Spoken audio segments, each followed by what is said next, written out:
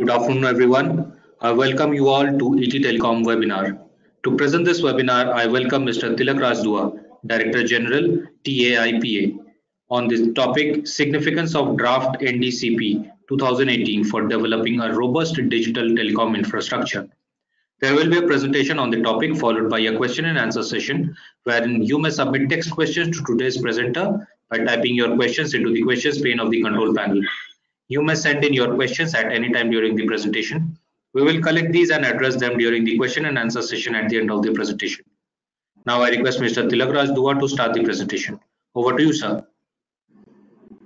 Thanks. Good afternoon, everyone, and very warm welcome to the webinar.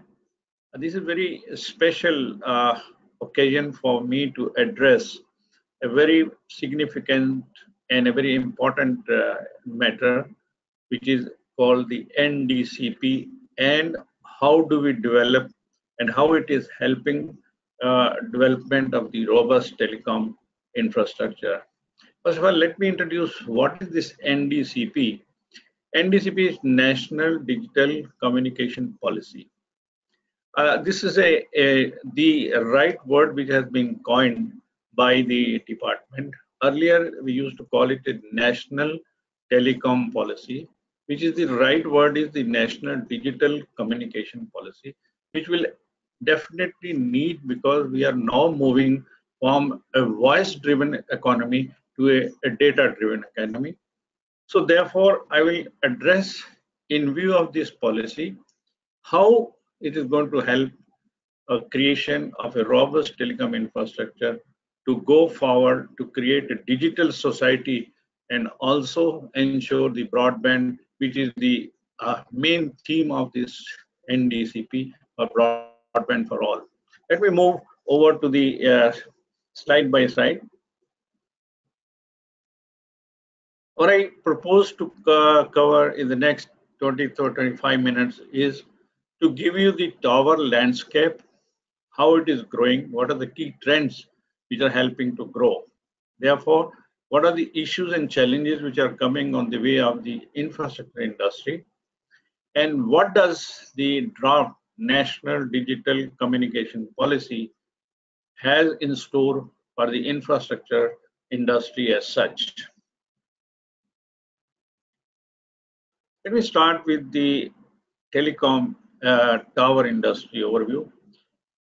So way back, this infrastructure itself was being created by the telecom service providers. This not being their main domain, this was hived off into a separate industry, which is called the telecom IP infrastructure providers industry, which has played a very important role in expanding the today affordable telephone in India. Way back, if you look at 90s, when we just did not have telephone density, which was less than 1, and it was a great problem for people to say hello even. It could take days together if you had to talk to distant relations, and abroad if you had to talk, I think you need to sit near the telephone for weeks together. Availability of telephone was a real dream by itself. But today we have almost 1.2 billion subscribers, and out of which 670, 680 are the subscription part of it. Therefore, the infrastructure industry has contributed a lot toward the growth of provisioning of the telecom services, which helps to carry wireless signals to the connected sites, towns, and villages. Wireless connectivity avoided huge cost and time in deploying underground cable. To give you an example, since 2006, this industry has quadrupled, meaning it has increased 4 times, and we have reached up to a stage where they have 461,000 towers. And one of the biggest thing, and also the concept which has been really evolved by this industry, is the tower sharing concept, which has been a great and strong incentive in the Indian telecom market, and which is, again, when I go next, I'll tell you this is again a globally being emulated and is a Harvard business case study today. Let me just walk you through how this industry evolved year by year. Year 2000 and IP1, the telecom infrastructure industry, it came into existence when Department of Telecommunication invited application for creation of the registration for the IP industry.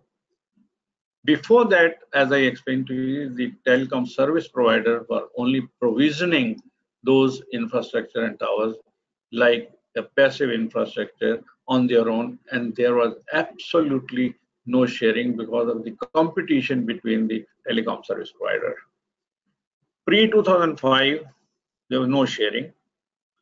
Then the real evolution of the industry, tower industry, evolved post 2005, when the infrastructure industry was registered with the DOT to maintain assets like tower, related infrastructure to be given on lease rent to the telecom service provider for providing cellular mobile services by a concept which is called a sharing of the tower. That the key word in geoeconomics of the digital economics is sharing, not ownership. That's important part, because when I go to the next few slides, the next few discussion, I'll tell you what has been the growth and how this growth has been helped by sharing of these towers. This in nutshell gives you how we evolved from 2000 2005, 2006, 2007, 8, 9, 10, and again 13, 14, and 15. I think this is the way this industry has evolved.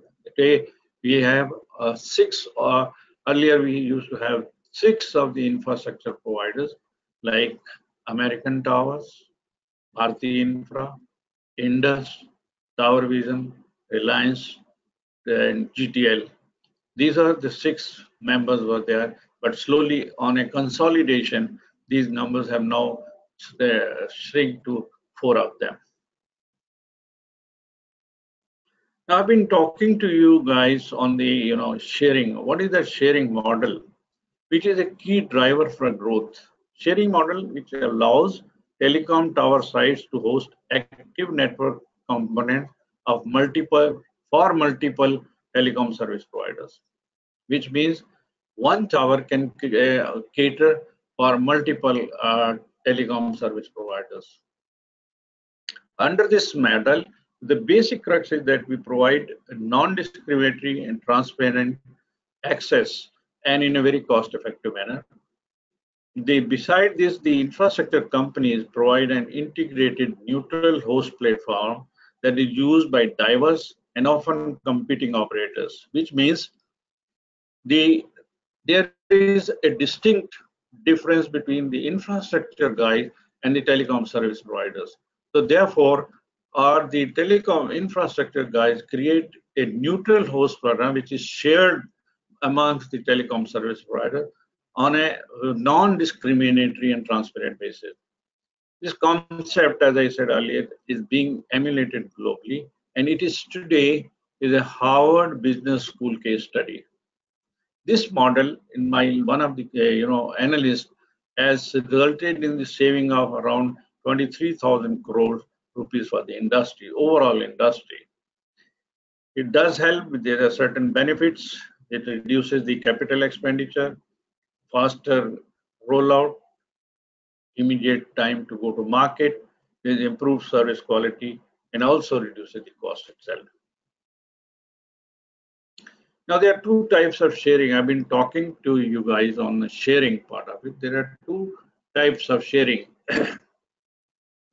One is an active sharing, another one is the passive sharing. When I say passive sharing, is sharing of the non-electronic infrastructure such as sites, towers, poles, ducts, shelters, equipment rooms, power, air conditioning, security, etc. On the active sharing, the sharing of the active, that is the electronic part, in the access of core network, which is the spectrum switches and antennas. According to the International Telecommunication Union, they have described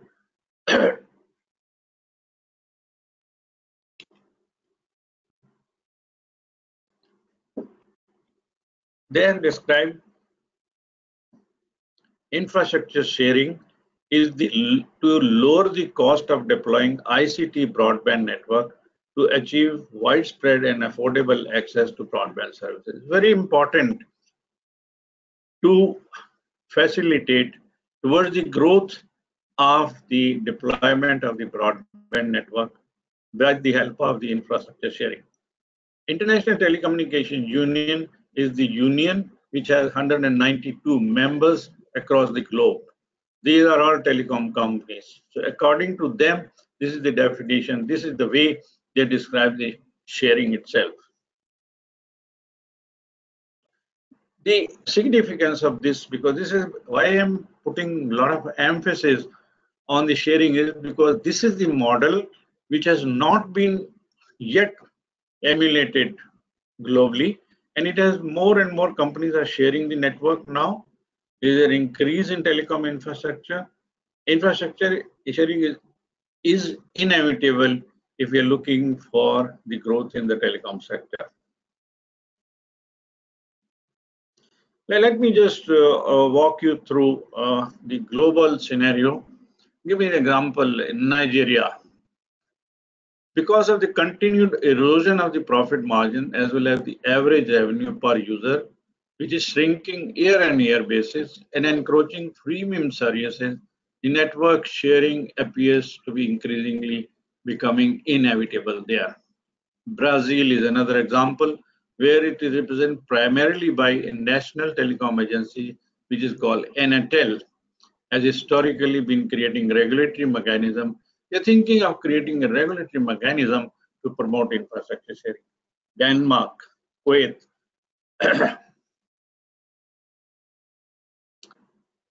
our nearby countries. I give you some examples. Bangladesh, the Bangladesh regulator, which is called the BTRC, has been committed to introduce infrastructure sharing. This country today have 29,000 towers with around almost 1,000 towers being built annually. The infrastructure share in recent days has been gaining momentum due to the efficiencies tower companies generate. While I think BTRC has been advocating, but they are thinking there are certain regulatory hurdles which they are still yet to overcome for introducing in a full scale the infrastructure sharing. Is another classic example. Every time, everywhere, we keep on comparing ourselves to China. Here in India, we have overtaken China in the creation of the infrastructure on a most cost-effective manner. To give you an example, today China has three telecom companies, that is China Mobile, China Telecom, and China Unicom. They created a company called China Tower Corporation in 2016 for creation the sharing module as well as the leasing. They have close to around 1.9 million, that is 19 lakhs towers, out of it the sharing is just around 500,000, that is 500,000 towers, which is, if I compare ourselves with India, we have close to 461,000 towers, but in terms of the BTS, which is we have 19 lakhs. Here we have the reverse one. There we have 19 lakhs towers, sharing is around 600,000 towers. Here we have 460,000 towers, sharing is between 19 lakhs BTSs. That's the kind of situation, that's the kind of concept that has been created by the India abroad itself. Indonesia is another example where they've just started. They have the tenancy ratio is just 0.13, which is nothing much on this as compared to the tenancy ratio. When I say tenancy ratio means the number of operators sharing each tower is called the tenancy. So therefore, as far as India is concerned, we have the tenancy ratio of 2.25 to 2.3, whereas Indonesia, which is just started, is only just 0.13. Laos, which has just less than 7,500, which is again they are actively considering of bilaterally infrastructure sharing, but under a barter system. That you share, I will share, otherwise you will not be here. Malaysia, the next door neighbor for us, they also created a model. E.co is one of the biggest infrastructure provider. They have also started sharing all these towers on a very recently basis. Cambodia just going to start that. They're around 9,250. But this is what I'm just trying to give the glimpse of where do we stand vis-a-vis the other countries. In the case of creation of the infrastructure, I think India is far ahead of putting the infrastructure in place. And some more, we still is not the end of the story. We still need some more infrastructure to tide over to get the best quality of service and also handle the situation of call drops and coverage itself. Pakistan, next door neighbor, 40,000 towers. We are still, at least, we have yet to hear some, mentionable tower sharing there happening. Singapore. As you know, Singapore is a very mature mobile and fixed telecom market. The penetration is close to 150%, and fixed mobile fixed broadband connection and almost in all households. So it is worthwhile noting that there is no mandatory sharing of the infrastructure. The regulator IDA has provided a code of practice for info communication facilities in buildings, which details building owners and developers to provide space and facilities for deployment of the mobile services in residential and non-residential buildings.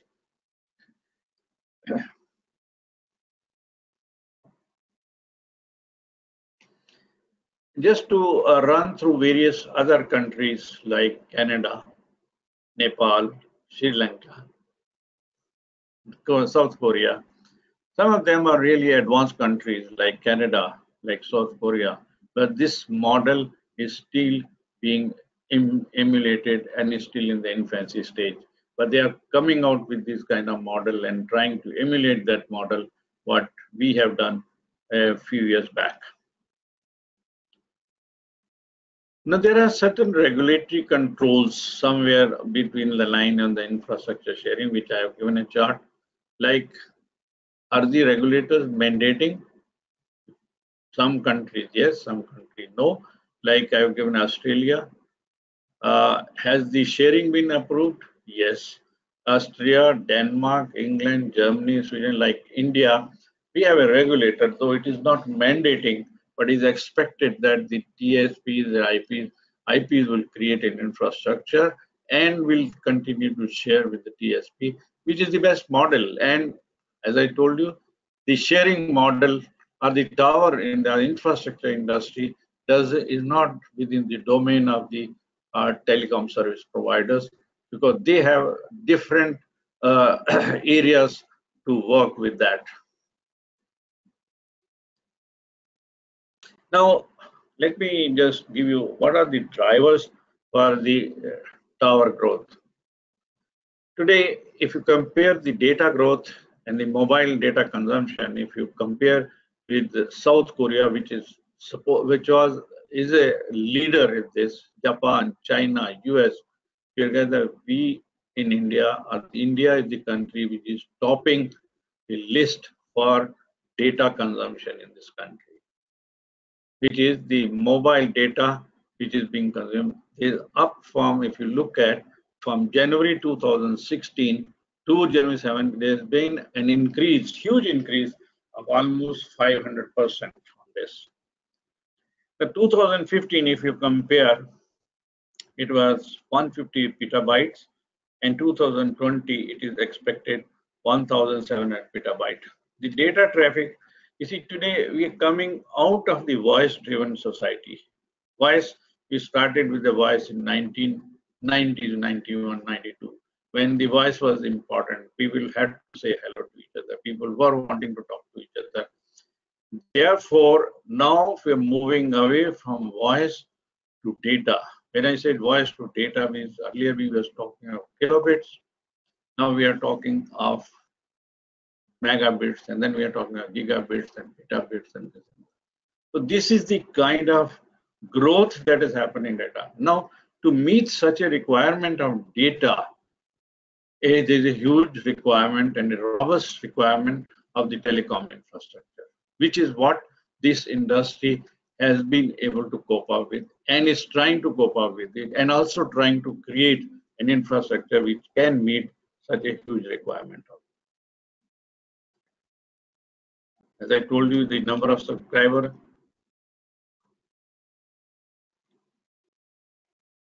that is, unique subscriber is the one. What is unique subscriber is the single SIM on us are 615 million as on 2015, but 2020 is expected at 951 million. So like that, this, if you look at the intention of this, is how the data will grow, how the number of SIMs are increasing in the time. So therefore, the data growth is the one which is going to drive, and is one of those drivers which will have to, which will certainly will need a creation of a huge infrastructure. That is, the growth in data requires exponential increase in telecom infrastructure for seamless connectivity.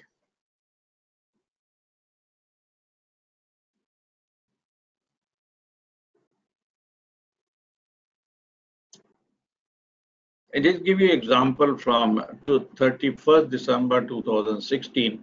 As on this, we have put it around end of the year 2017, around 21,000 towers, totally 25, and we've been adding almost close to 1,000 BTSs per day during the year 2016-17 to meet such a huge growth in data demands.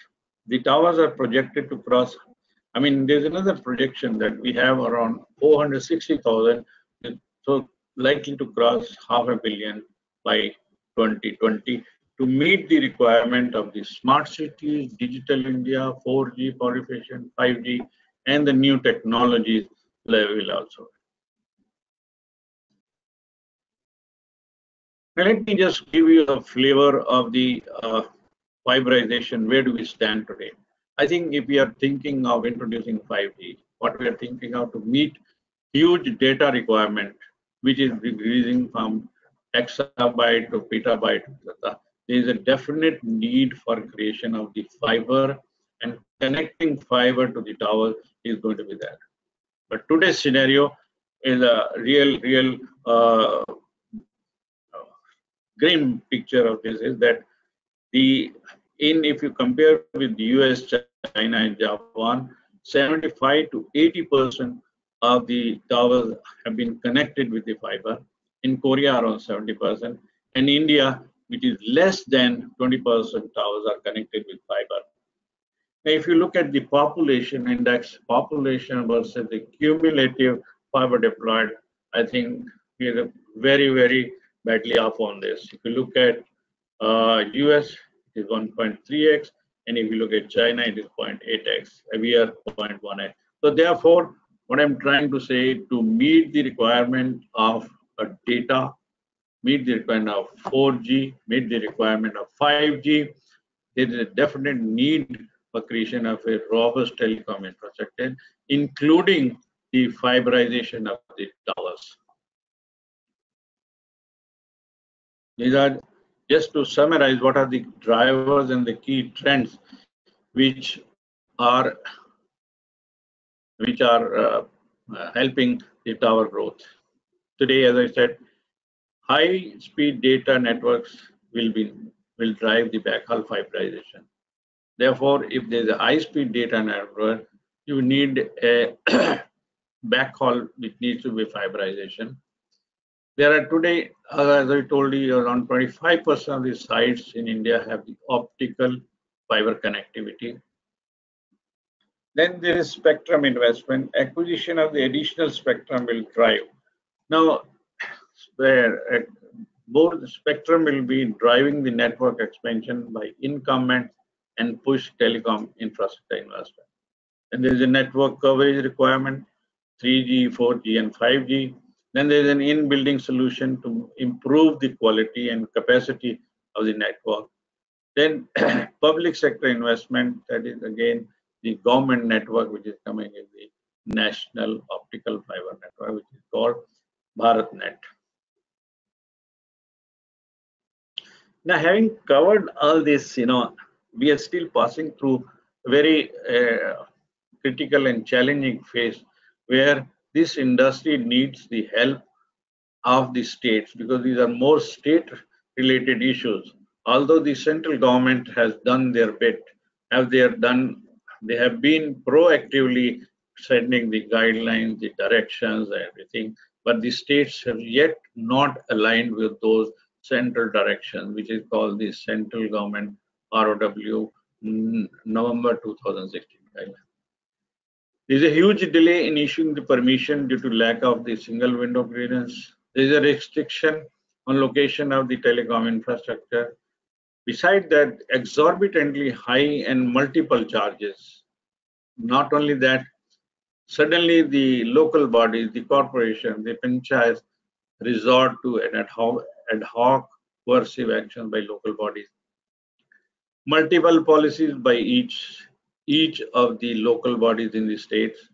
There is no deemed approval, no definite time for approval, non-availability of the government land and building. There is also need to provide security by the enforcement agency to take care of the physical asset. Then there is a need to appoint nodal officer for this one. If I give you an example, there are almost close to 29, 30 states in the country. You will be rather surprised to see, and rather it will be shocking that today only 8 states have aligned with the central government lines. But there are 10 to 12 states which are on the final stage, or there are 10 to 12 states which are still no guidelines available. Therefore, they are lacking in the creation or availability of the infrastructure. With the present vision of the government as laid out by the Honorable Prime Minister Modi, your Digital India program, financial inclusion, smart city program will just not be possible if the enough robust infrastructure is not in place. Now, let me just give you a flavor of the new draft National Digital Communication Policy. I think this is the first time such a policy, such a draft policy has come after so many years, which addresses issues with respect to everyone, be it infrastructure, be it the mobile providers, be it the security, be it the internet providers, be it the manufacturing. Everyone is covered very, very meticulously into this policy. This policy has been a very thought out policy, draft policy. I only wish that it is implemented in toto the way it is. That is, presently as it looks is very comprehensive, enabling and overarching, which is reformative, forward-looking, and a futuristic policy. I think this is an important part of it. And it has a number of chapters which address each one of the vertical, as I told you, be it infrastructure, telecom service provider, broadband, manufacturer, anyone who is there is being addressed here. The other important aspect of this policy is there are 3 verticals.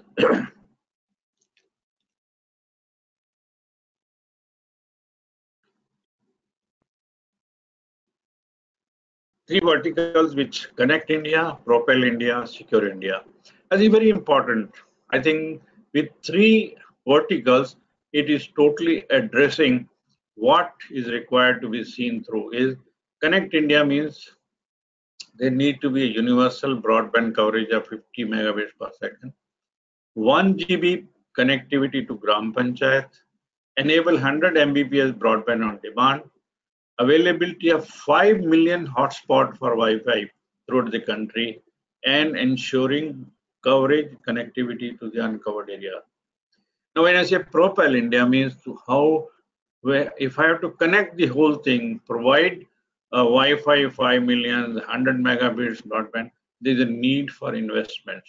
The propel India will address to attract 100 billion investment, increased contribution to global value chains, creation of the globally recognized IPR, train, reskill, retrain 1 million manpower, and expand IoT ecosystem to 5 billion connected devices. Because when the IoT is not going to be in place, you need to connect billions of devices. When you say billions of devices, you need an infrastructure. When you say billion of infrastructure, means you also would have to invest to this. Besides, if you create an infrastructure, create a connectivity, they all need to be secured, both security from the point of view of the network as well as the physical infrastructure which is in place. Now, this policy is a draft policy which is going to transform India into a digital empowered society and a knowledge economy, where the digital infrastructure as a core utility to every citizen. The governance are the government services on demand which should be available online, the digital empowerment of the citizen. When you have the digital infrastructure, when you have the services on demand available, and then it empowers the citizens. Therefore, NDCP, which is the National Digital Communication Policy, will enable India's digital transition. It will focus on transition from physical to digital communication. It has a far-reaching impact on the industry, endeavors to generate 40 lakh jobs.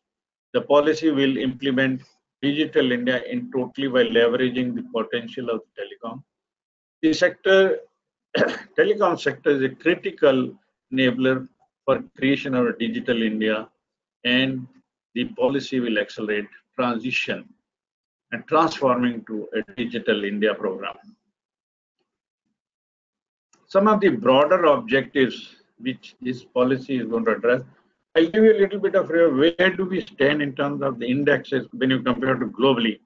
Now, as far as the ICT development index is, today's India's ranking is 134 by 2022, which we hope to improve it to 50th position. Global connectivity index needs to be brought to it by 2070. Today we have around 43rd out of the 50 countries. Speedest global index, India ranked 67, and India ranked in mobile brand are 109. Ease of doing business, we have come up to a level of 100. So therefore, these are some of the indexes. Now, how do we improve those indexes? You need a policy like the digital communication. And to achieve all this, you need a robust telecom infrastructure, and including we keep everybody on the broadband readiness index. That is how you will attract investment and address the ROW challenges. I said earlier, these are broader objective is to lay out a policy and principle framework to enable creation of a vibrant, competitive telecom market. It will address issues related to infrastructure providers, telecom service providers, equipment providers and manufacturers. It envisages the establishment of the ubiquitous, resilient, secure, affordable digital communication. Not only that, it would also harness the new digital technology which are like artificial intelligence, 5G, M2M, IoT, unlock productivity, virtual reality, augmented reality, and whatever.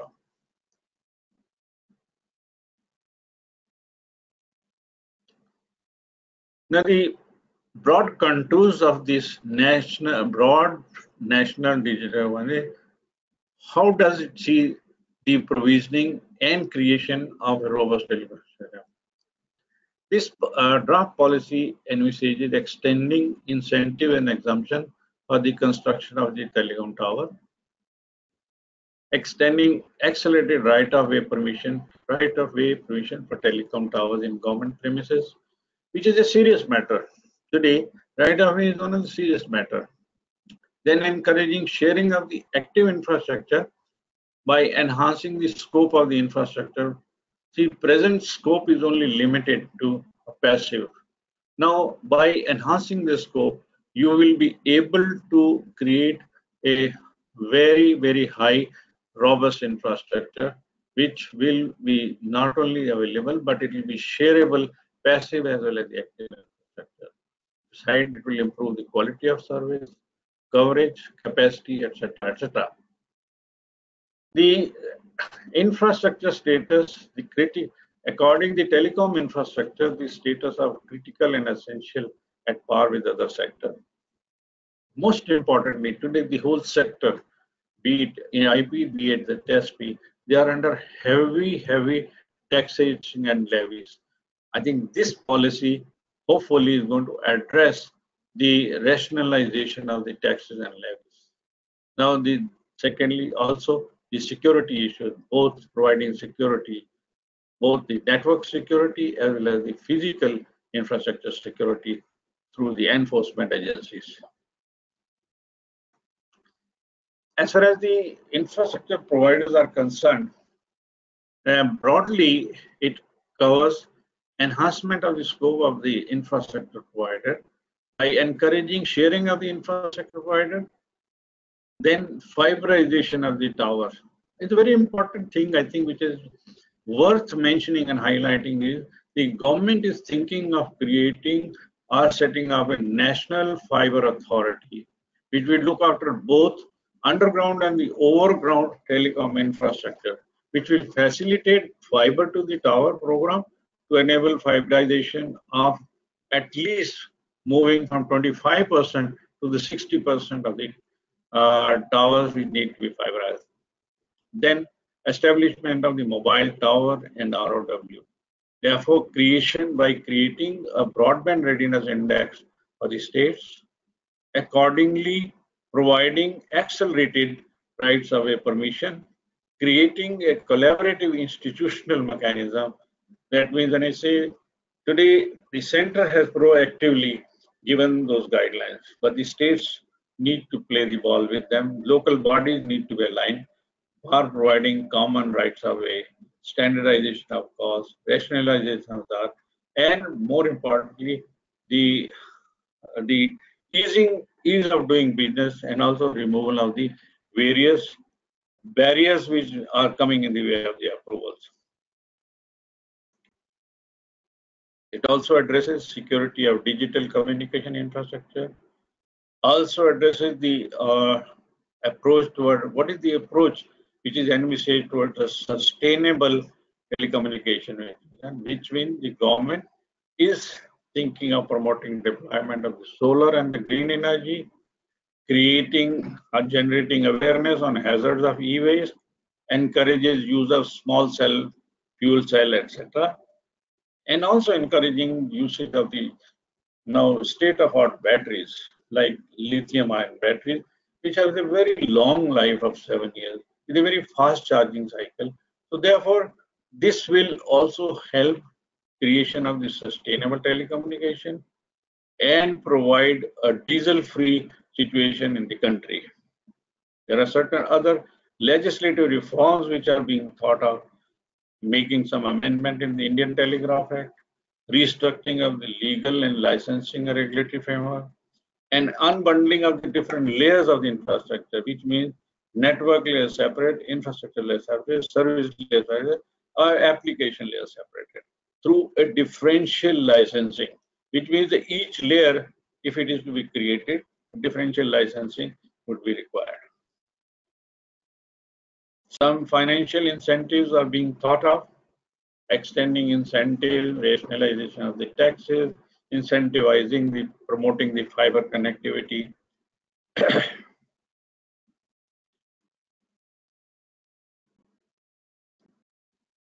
encouraging investment in broadband, rationalization of taxes and levies. Then new business avenues which we are thinking of is providing an in-building solution in the commercial and residential environment to improve coverage and quality of service capacity. Recognizing the digital communication as core of the smart cities, provisioning of shared duct infrastructure in municipalities, enable deployment of the Wi-Fi HISA to reach, how do we reach 5 million, which is envisaged by the draft policy by 2020, and 10 million by there. By creating various nets, that is Nagar net they call, which will envisage establishing 1 million Wi-Fi spot in urban areas. Jan Wi-Fi means 2 million Wi-Fi hotspot in rural areas. Well, thank you very much, ladies and gentlemen, for your attention and patient hearing. I have this much only to just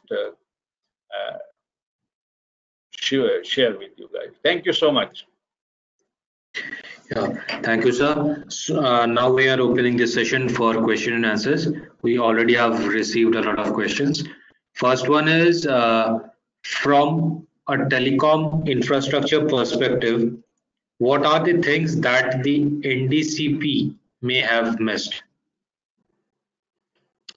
In the present policy, if it is implemented, I think this policy has addressed all the issues in terms of creation of the infrastructure, then sharing of the infrastructure, then enhancement of the scope of the infrastructure, then including amendment in the Telegraph Act, which is important. I think this they should have clearly said by way of amending the Indian Telegraph Act, by bringing the infrastructure providers into the ambit of provisioning of the infrastructure throughout the country. But in the present form, I saw as a first step, this policy addresses majorly all the present concerns of the infrastructure industry. Only thing is that the financial health which needs to be given as answer, because the infrastructure status was given to this industry way back in 2012. When I say infrastructure in status, which envisages certain benefits, that is availability of the ECB funding, availability of the low-cost funding by the banks, availability of the tax holidays, etc., which has, though the central government has done it, this has not been yet implemented. This is a major issue which I think needs to be addressed by the draft policy.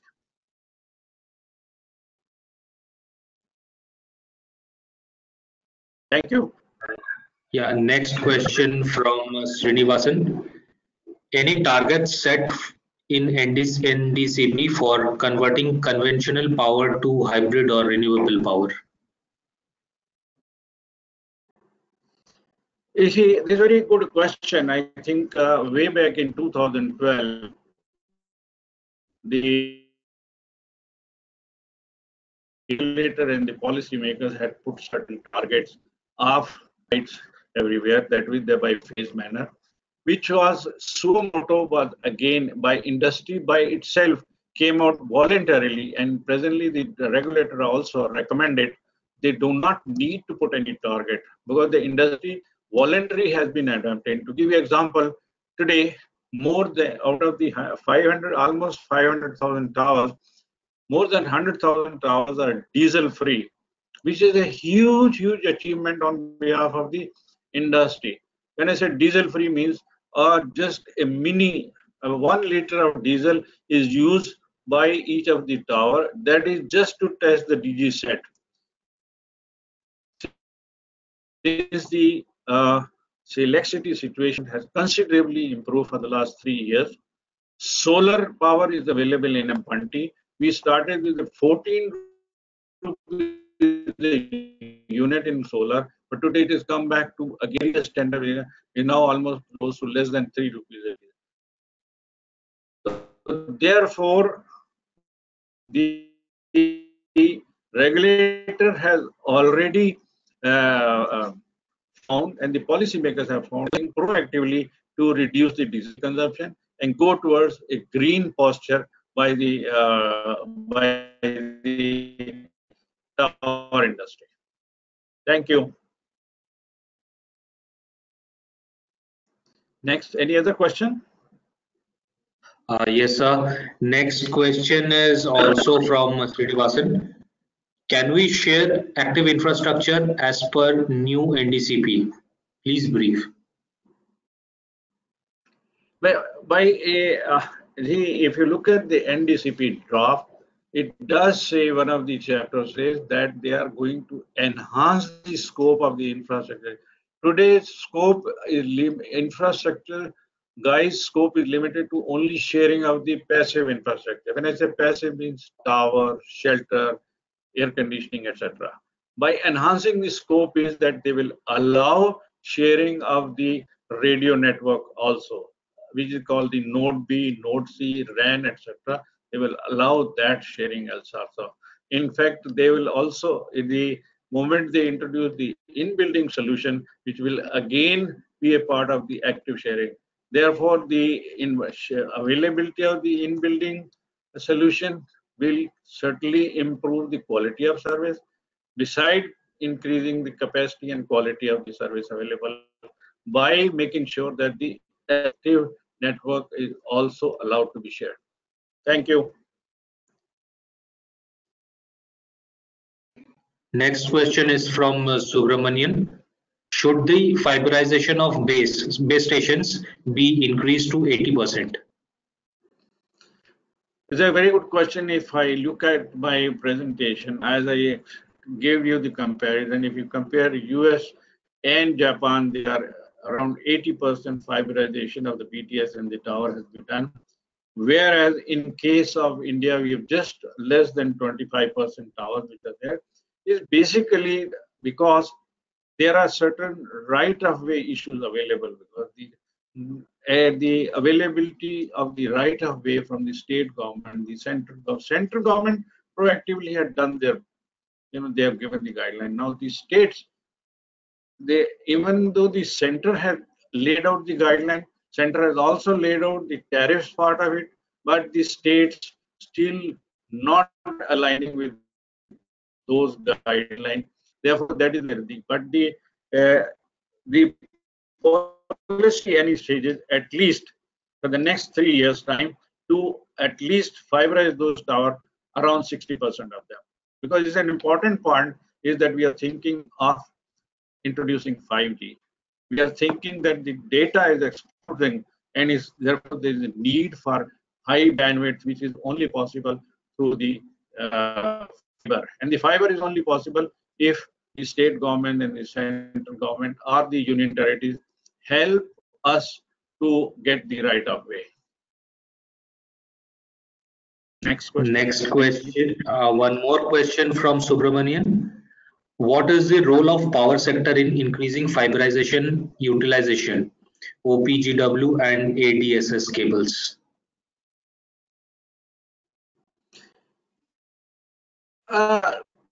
See, it's a good question.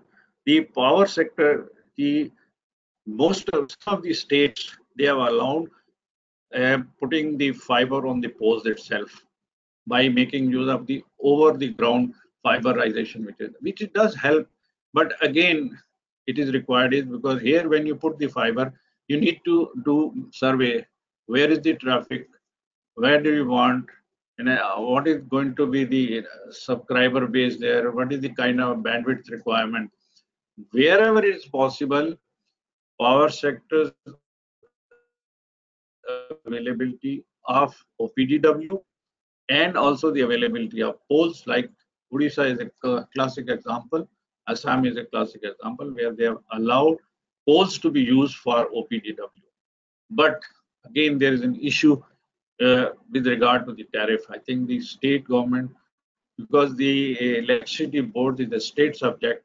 They are trying, the state governments and the central government are working together that the reasonable tariffs are allowed so that the faster rollout can be done rather than depending on the right of way under the ground.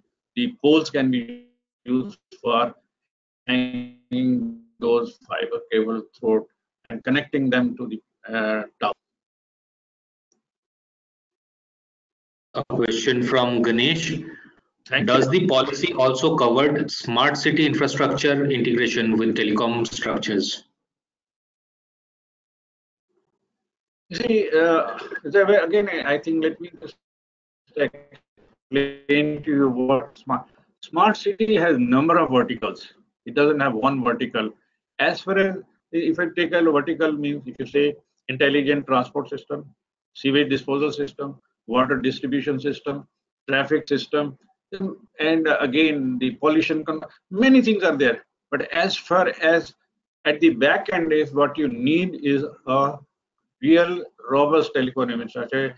If you talk of, let's say, fiber to the home, let's say if you talk intelligent transport system, what you need is a connectivity. What you need is a Propel India, which is called. What you need is a secure. If I put a cable, I should be allowed to connect. If I secure, it is again required.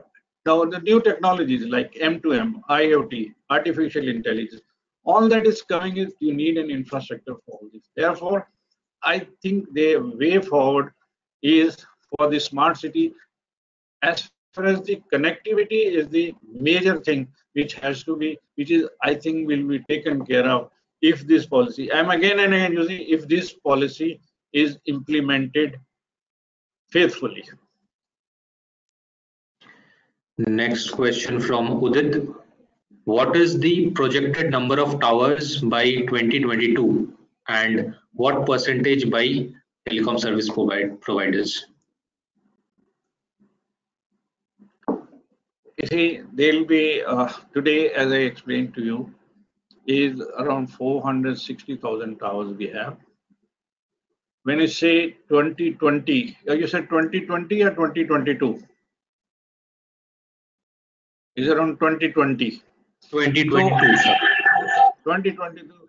You see, the more concept is toward the sharing of the tower, but we expect another around 50,000 to 60,000 towers, new towers will be put.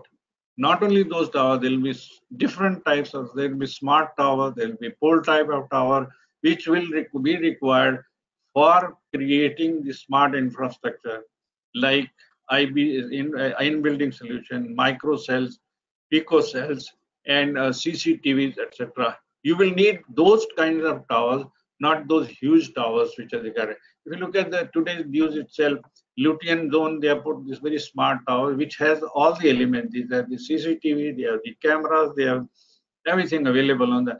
So those kinds of towers will start coming up to address the street furniture requirement as well.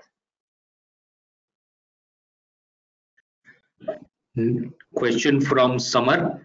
How is the policy going to reduce burden on the operators for ROW due to changes in infrastructure from corporations, etc.?